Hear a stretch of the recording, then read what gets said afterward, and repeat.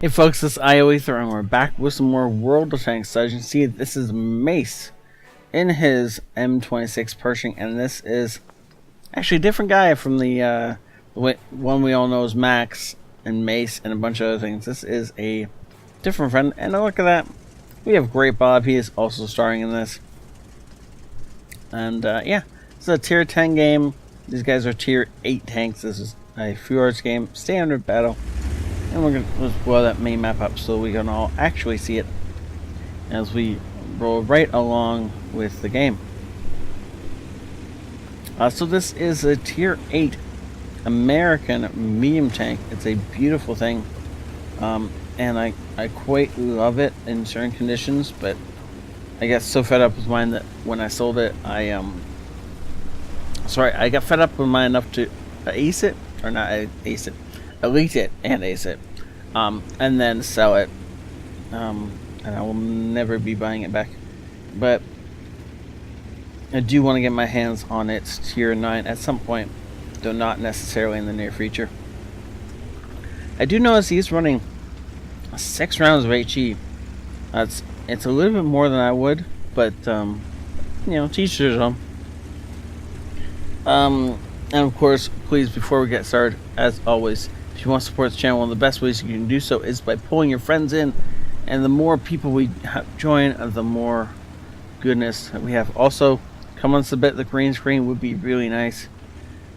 Yes, I'm breaking the fourth wall, but I just love being able to do this. I really love this thing. Oh, and there's a goal on Patreon to get enough money to upgrade it to a more professional version, so that there isn't these wavy lines that some of you will be able to see and some of you won't care about.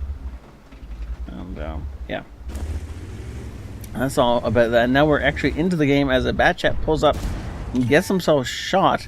Now he is, I'm split about, no, the bat chat is doing something incredibly dumb.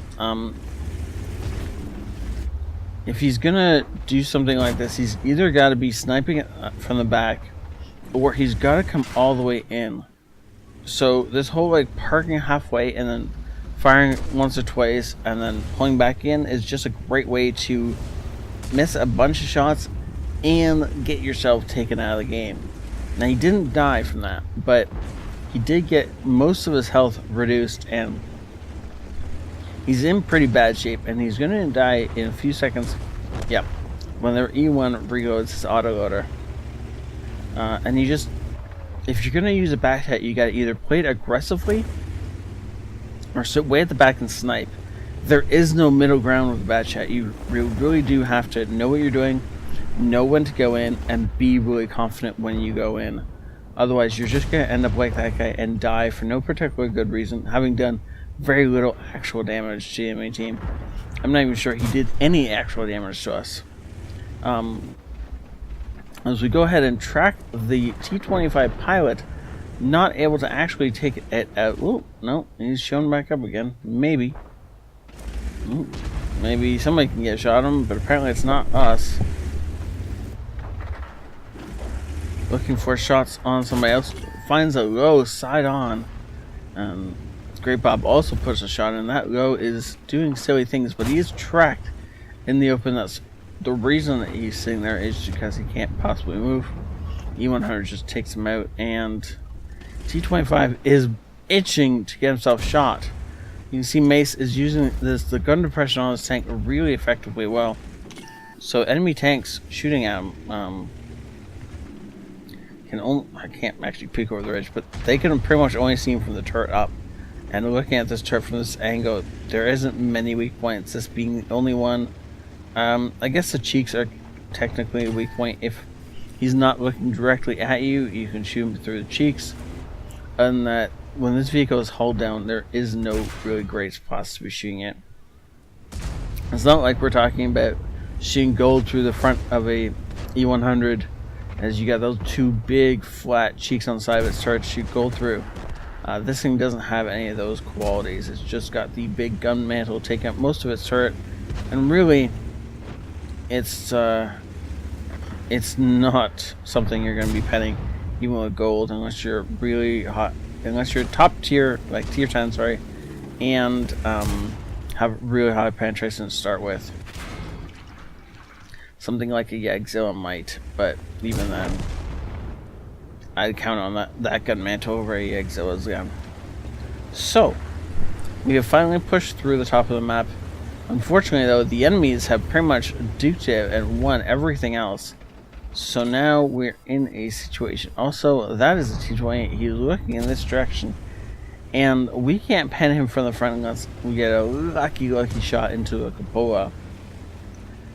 That all being said, that's a T-62A, which is much more deadly. So hopefully Bob comes with us as we take this guy on. Getting in behind him. Bob, where are you, Bob? Bob. Oh, thank you, Bob. Wait, did he just one shot? No. Maybe? What? No, somebody else must have shot them. There's no way Bob just took out a T-62A with 900 health, right? Somebody's gonna have to do the playback on that. Or I might do the playback on that. But anyways, coming up on the T-28, hoping to come up behind it. From the way he's moving, I'd say he's hunting the M103. So, dollars to donuts, we're gonna come up behind this guy and just be able to plug him in the back and just keep popping shells into him. If you actually... No. There we go. We're gonna pause right here for a second. This whole section at the back of the T-20 and the T-95, mind you, is fuel tanks. It's not an AMRAC, so if you plug shots into the side back here around these fuel tanks, you're liable to set them on fire. Actually, it's actually quite likely you will set them on fire. Obviously, you have to damage them and then set them on fire, but still, it's reasonably easy enough to do. Our first shot, or second shot, sorry, there, actually not going into the parts I was indicating. It dived down and took out his tracks, or at least damaged them. However, now we have a T-28 at close proximity. This is bad. However, there is not an Object 252 anymore because he showed us a drive wheel, and that was all we needed to take him out. T-28 is looking at E-100, and the E-100 is just gonna ram him to death because why not? Let's see what is next on the list. There's two enemy tanks left alive, an IS-7, which is the last spot, and J5, sorry, and Emil, who's never been lit. IS-7 turns out to be at their base, which is a really great spot for an IS-7 to be. That is actually exactly where he should have been, and he's going to hold that corner as long as he can. Bob is a one-shot for him. The E1 is a two-shot, so if that guy isn't dislodged from that corner very quickly, he's going to present a really big problem. Now the Emil 2 has still not been lit yet, so it really could be anywhere. It could be backing up that IS-7 from the B line, or it could be looking at us in behind one of these bushes and about to clip us out. It looks like it's there. It's in the cap circle. It's AFK. Now, even though this thing is AFK, it's still very dangerous because of the fact that it's literally spotting us for the IS-7. As long as we're around here, we're going to continue to be lit up. Oh, Emil's not AFK. It's probably a bot, though. I mean, unfortunately, we're going to die. Nope, Bob saves our life. How is Bob not the hero of this movie? As the E100 takes out the IS-7, and that is game. 2 kills for each of the platoon mates. Unfortunately, they needed 1 kill more apiece to get that Brothers-in-Arms for 4,000 damage and some spying damage on top of it. This was a great game. Mastery, Ace Tanker, Hand of God, Bruiser, Duelist, and for Fire for Effect. He also snags the Confederate Award because really, he obviously richly deserved that. Good job, sir.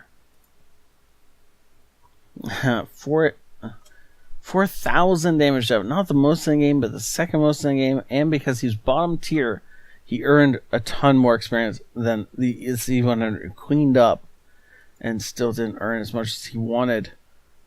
Almost 30,000 credits going straight into his pocket after the crew reserve ending, or after this crew reserve, or rather because of it, I guess. And look at that. Good job, sir. Thank you so much, Mace, for sending this in. Please do send me some more games. I do love to watch those. And I will see you all next time. Please also, if you want to support the channel, best ways to do so are to pull other people in. And then we get games like this from Mace, who has just recently found the channel. And this is the first replay I've seen from him. And I really enjoyed it. I will see you all later. This is ioEther out.